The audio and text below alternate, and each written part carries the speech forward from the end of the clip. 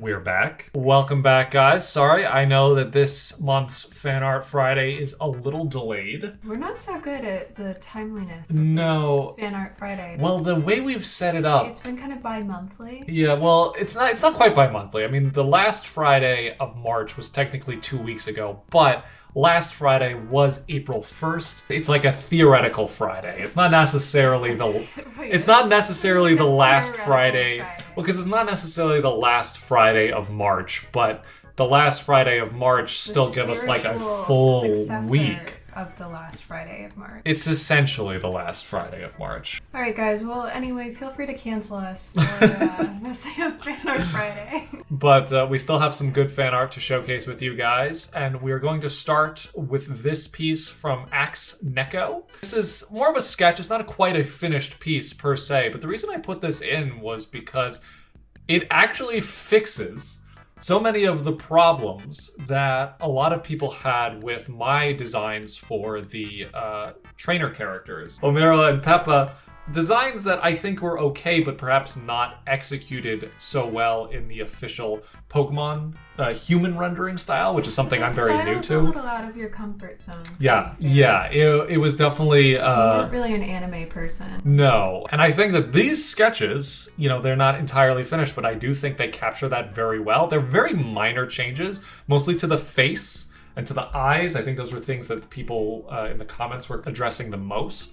But also the poses, too, I feel like are a lot better. So this is like... very familiar, too. Like, it really is spot on. Yeah, I think they're great. It's slightly less fan art and more of like a visual critique. It's the best, I think one of the best forms of critiquing is just making your own visual adjustments in order to convey what your critiques are. And I think these are honestly much better than the ones I did. I like them. The line work, it has so much energy. It's got these really thick, chiseled away lines with the eraser tool, and it's just very dynamic looking.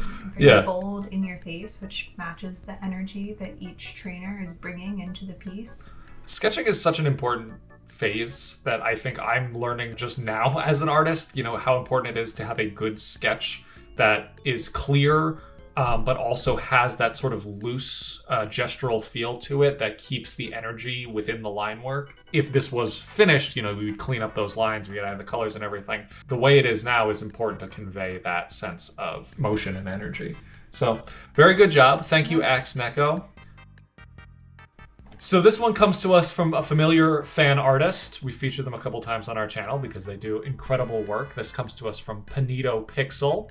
And they gave us this really cute Gen 3 style animated sprite GIF of a couple of Pokemon and the two trainer player characters. And it is an adorable, very well made, and very nostalgic little animated piece here. It's nice because you have a whole scene. Most of the Pokemon here really only have a handful of frames for their animations, but together it feels so full of life. Yeah, and it's one of those things where the longer you look at it, the more little things you notice, like this little interaction over here. Yeah, it keeps going, and there are like things where you think that nothing's gonna happen, but then it, like over here, you see the little Burbrawl flies by, and then like the trainer's playing with Malokata here, which I think is so cute, and then Dupadillo comes out, or Bolo, that's the first form.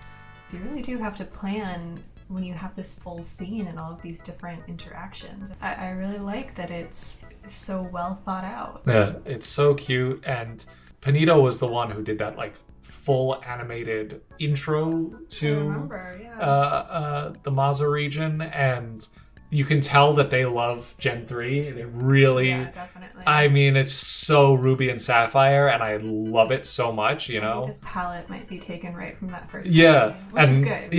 And this waterfall especially, too, and the way those rocks are colored, the contrast of the yellow in the rocks with the blue of the water. It's so just Game Boy Advance. I love it. It's everything that got me into Pokemon in the first place, and then with our designs in there, it just makes it that much more fun.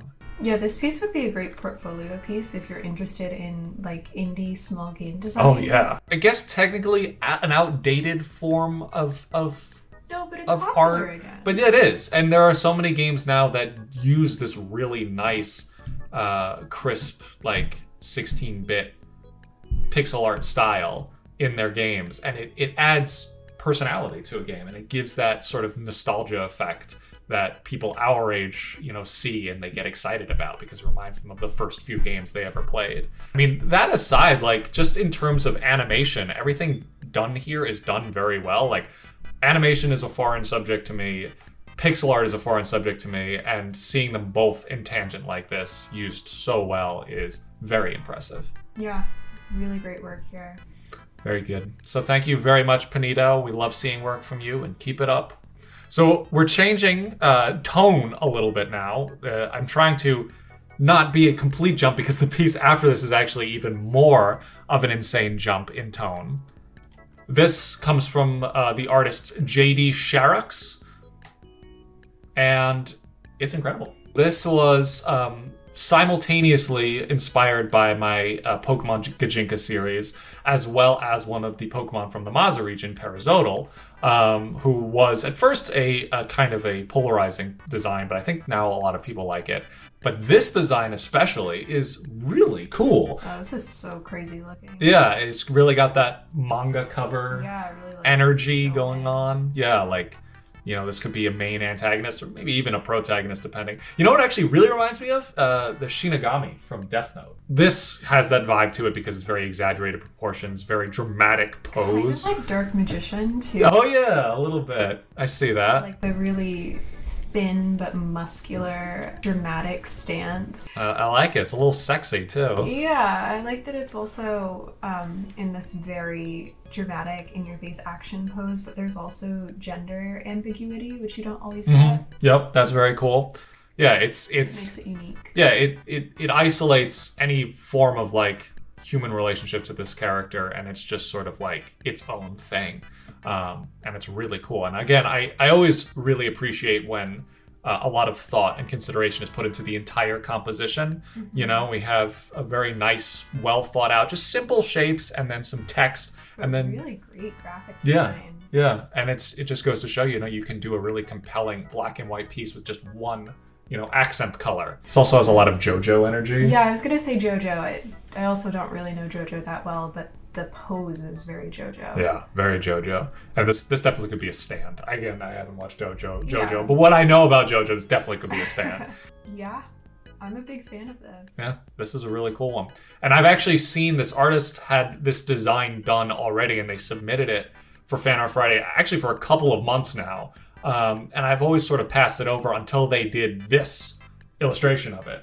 And I really, really like it. And this way of drawing it, this rendering, really elevates the design from just like a stagnant drawing of it. I mean, sometimes with monochromatic pieces, it's hard to get this level of drama and action, but the use of line weight and the variation of energy in the brush strokes combined with this blood red is so exciting. This would be a great poster. Yeah, it would, actually. All right. Thank you very much, J.D. SHARROCKS. I'm really glad that we were finally able to showcase your piece. Amazing work. Yeah, this is one of my favorites we've had in a while. Yeah. All right, and now I know you're not going to like this one, Claire, but I was trying to transition a little bit more smoothly from like the cute pixel art of Panito into this rather gruesome looking 3D model made by Bread Doppio, I think. It's like an SCP. It is. I could really see this in one of those like 10-minute SCP lore reading videos. Yeah, that could be a great thumbnail right there. So here we have a somewhat disturbing hyper-realistic render of Regibrute, the fighting type Regi from the Maza region. Boy, he is fleshy. It's fleshy. I remember talking about when I was designing Regibrute that I was having a hard time sort of figuring out the balance to strike between my concept, which is sort of this flesh golem, stitched together from real muscle and sinew, and, making it look like a real Pokemon, which doesn't, look this gross. But this artist kind of took it upon themselves to say, well, what if we did go down the incredibly gross, hyper-realistic route and think of it in a lot more shocking kind of rendering style? And it's very impressive. I like it a lot. It's like simultaneously something that if I saw and I didn't have the context for it, I'd say, oh, that's gross. But because it's a character that I'm familiar with and I know the backstory behind, I'm like, okay, this is a cool sort of alternative exploration for this design. This is for when Detective Pikachu 2 becomes a horror movie. Wow, actually, yes, this does kind of look like it could be from Detective Pikachu. I really appreciate the intense lighting this person has set up on the abs specifically, and also he has like a little sheen of sweat. That's great. Well, he's just moist. Oh. It's just a generally moist Pokemon. That's how I love my Pokemon. And at the same time, though, like it does still have that side to it where it's like I'm not sure that this is entirely a hostile entity. You know, like if I saw this at the end of a hallway. Alien. Yeah, like it's really hard to read emotion from it, which is, you know, part of its original design. If this thing approached me, I would be like, I should probably keep my distance, but I'm not gonna run away. You're not? I'll hear it out. Skill that goes into this 100%. But you're terrified. I don't want to be anywhere near him. The little folds where the muscle opens up through the skin, it's like... It's so visceral. Bruised looking. Yeah. Kind of gangrene-y. Yeah. And a green tan. Yeah, not healthy. But it looks like how I would imagine a hyper-realistic Regibrute. I never was going to imagine it. There you go. I don't have to. Look at that is the skill, the gift of an artist is to put visuals in someone's head. Well, Red Doppio, my insomnia does not appreciate this. Thank you for the sleep paralysis. Good sleep paralysis, demon, yeah. So this one comes to us from artist KARLO Ren. We have some more Mazza region fan art, some more world building and sort of a very atmospheric piece set in this kind of big, very South American looking waterfall and river area. And we have the largest Pokemon in the Mazza region, Titanitrop, being sort of admired from a distance by our protagonist trainer. And this is quite unlike most of the pieces that we get, very I think. atmospheric. Yeah, they are very good at creating that whole setting, you know, not just a specific character illustration, but a whole scene with an environment and atmosphere and light and shadow and foreground and background. There's a really strong foreground and background here that I think is done very well. I also like that the height of the waterfall with the foliage at the top kind of implies this subtle narrative that this Pokemon evolved to eat from the top of the waterfall. I didn't even think of that, but yeah, that's a good point. And it also just does a great job contextualizing the massive scale of the Pokemon. Like, obviously the trainer does that enough, but it looks like it's almost taller than this entire waterfall. And that is really, you know, very, very just impressive to behold. It would be a great cinematic moment in a game similar to Arceus. Yeah, actually, that's true. You stumble into a new area, and then out of the mist, this behemoth approaches. Yeah. And then a banana falls on you and you die. And you die. It's like actually bigger than a truck, these bananas. You know, I thought when I made Titanitrope, I was thinking of like titanosaurs, which were the largest animals ever to walk the earth, and thinking about how just breathtaking it would be to encounter something like that in real life. And this does a great job capturing that. It's important to make different kinds of Pokemon because everyone has a different thing, you know? Some people like dog Pokemon, some people want to have little like magnets, and some people want to be stepped on. So this really... Why did I phrase it that way? There's absolutely nothing wrong with that sentence, but there's just subtext. But anyway, another really great piece, KARLO Ren. Thank you so much.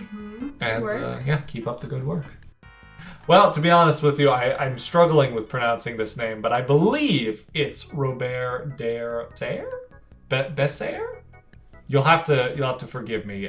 But this one comes to us. Maybe it's Robert. Robbie. So this one comes to us from Robbie. But anyway, we have a very cool 3D render and turnaround. It's an MOV file of Geocaprion. This is actually the most modern render. We've seen some 3D renders of Geocaprion over the past couple of months. It's a kind of a fan favorite, but I just redesigned it, and this is an up-to-date. Yeah, thank you. I think it's much better too. And now seeing it in 3D, I still feel like this is a much better direction to take it. It just has a lot more interesting shapes to it. It's not kind of just like one big chunk of shark. Yeah, which is nice because Sharpedo is already kind of one shape. Yeah, that's true. You know, anytime I see one of our Pokemon designed in 3D, it's just so exciting, you know? And the other very impressive thing about this is that I'm pretty sure it was made like just days after I uploaded the changes to Geocaprion. So, you know, great work and done quick. So this game is really, it's just sort of coming together through the efforts of all of these different artists and fans. And we appreciate that very much. So thank you so much, Robert or Robert or Robbie, however you pronounce your name. Thank you so much, Subjectively Fan. And while the rest of the video has been just Mazda region stuff, we do have one piece going back to Apoctober. And it's so fun every once in a while we get an Apoctober piece of fan art, and I love to see it. And this is a fun new direction that I don't think we've seen yet in our fan art, which is these sort of really small, kind of chibified little characters, the main characters in the Apoctober story. And it's just a fun new take on them. Yeah, I really like this, especially Victoria Brand. I feel like this takes her from a creepy, evil, psycho antagonist to like zany Grim Reaper from the Grim Adventures of Billy and Mandy. Oh yeah. Of just like, what kind of mischief is she up to? Yeah. It's so cute. I was saying to Jack before we got here, it's like, this is the Apoctober Monopoly.